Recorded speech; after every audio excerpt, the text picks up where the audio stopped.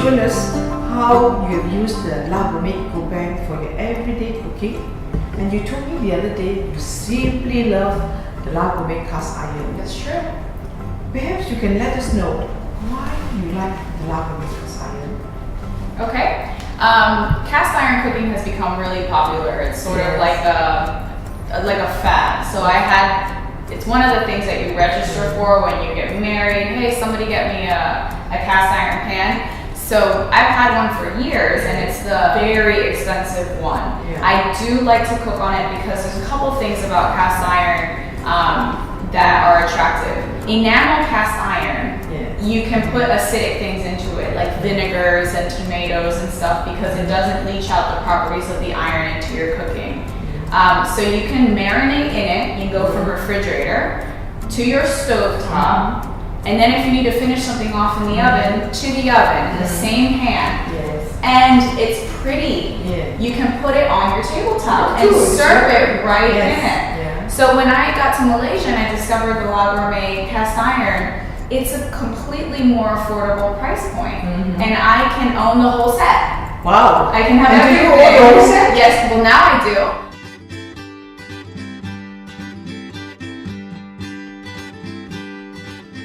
So the next dish that I'm going to do that we have probably once a week in our household is a spinach pumpkin soup. The reason that we have it so often is because pumpkin can be quite sweet. I'm just using local pumpkin grown here in Malaysia, but I get to sneak into it this spinach for my boys. So I have 3 kids at home, and we need to eat as a family. So the spinach, the pumpkin gives it an excellent sweet flavor, and I get to sneak in all of the spinach. And spinach is full of healthy Antioxidants. nutrients. Yeah, it has a lot of properties to protect the human body, a lot of nutrients, and that's what you want to feed your family, right? Today I'm also going to incorporate a little bit of, again, my Malaysian flair. A lot of soups, when you're wanting to make a creamy soup, you would use heavy cream or light cream. I'm actually going to use coconut milk, because coconut milk has no cholesterol. And again, we're talking about those good fats versus the bad fats. And I'm going to sneak in some chili in there, because today the adults are eating it and we're going to have a little bit of a kick. Okay, good. Okay, so I have preheated the gourmet casserole pot to a medium-low heat. Again, the best way to maximize your cast iron cookware, especially to preserve the non-stick factors, is to maximum use medium heat on a stovetop. And I actually found, I'm going to put in some butter. This is about 2 tablespoons of butter. I actually found that the gourmet brand versus the very expensive ones, I have found that the non-stick properties have retained a lot longer than the very expensive ones. So we're going to go ahead and add some onions. Again, love me some onions. They add a lot of excellent flavor, and they're nutritious. It's a great way of adding flavor to your cooking. When you are cooking with cast iron, make sure that you protect your fingers. Eventually, this whole pot will heat up, so make sure that you are being conscious of that. Okay, so we're going to go ahead and add in the garlic. Again, we're doing the garlic right at the end of cooking the onions, because garlic will burn at a lower temperature and we don't want that bitter flavor.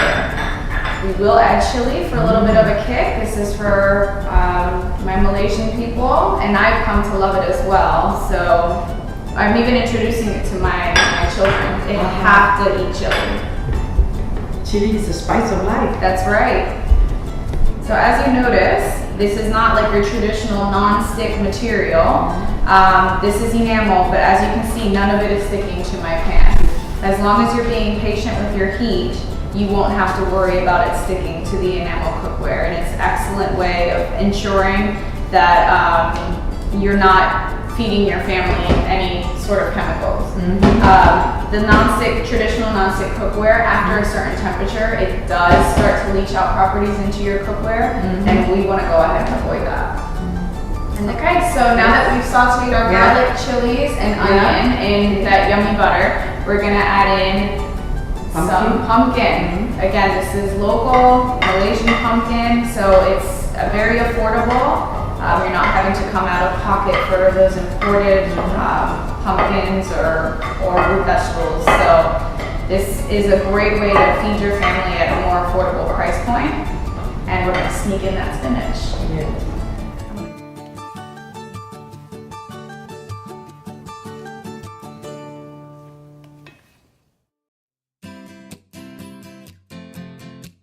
Now we're gonna add our chicken stock. This is about 500 ml. And I like my soups to be quite thick, so I can add more to cover the vegetables, but you don't have to cover the vegetables. You just need enough to be able to soften the pumpkin, and that way you're gonna end up with a thicker soup. And if you want a thinner soup, you can always add water in at the end and season to your taste. Once we've added in the chicken stock, we're gonna cover it and forget it for about 20 minutes. We're gonna turn the heat up to high to bring it to a boil. While we're waiting for the pumpkin to soften, what I'm gonna do is I'm going to wash my spinach. Naturally grown produce is going to require, you're gonna need to wash it. But what I don't want is the water left over from washing. Why? Because that water will contain some of the dirt. And so we're gonna use the OXO salad spinner. I own one of these at home as well. And the reason I like it is it's very simple to use. It doesn't require a lot of effort because of there's no pulling motion.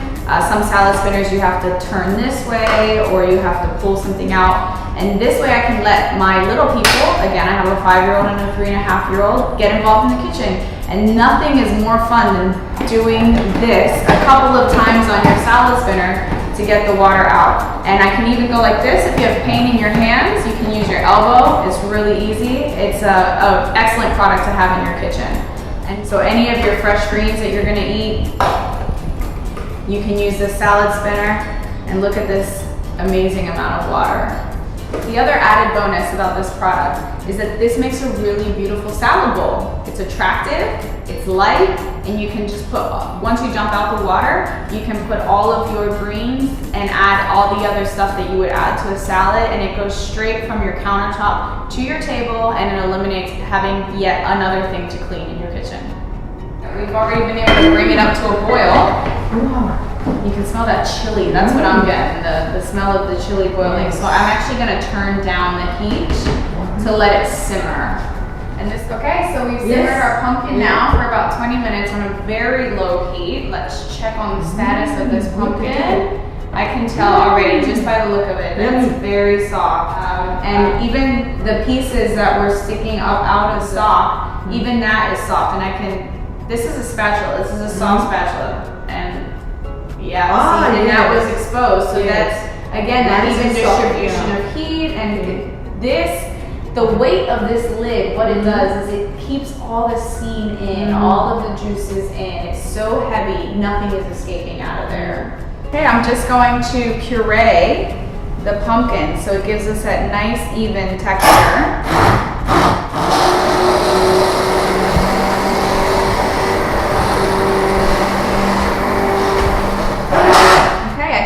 Most of the lumps out. I'm actually not going to process it anymore because I do want some of those seeds from the pepper to stay intact to give it a little kick, a little bit of a surprise.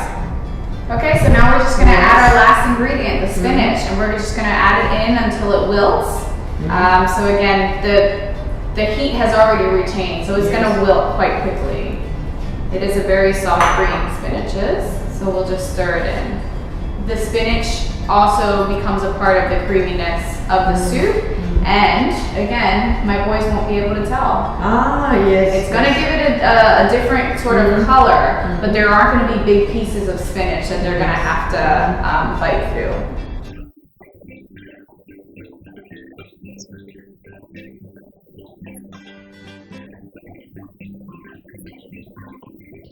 Okay, now that we've blended the spinach and the pumpkin together, you can tell it's actually quite thick.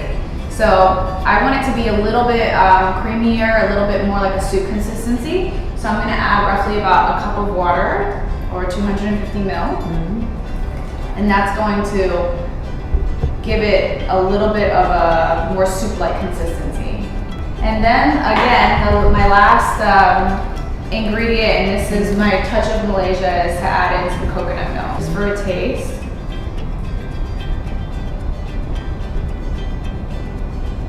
And coconut milk is a great alternative to cream for those who are lactose intolerant or those who are looking to use a lot, cut out some of the unhealthy fats.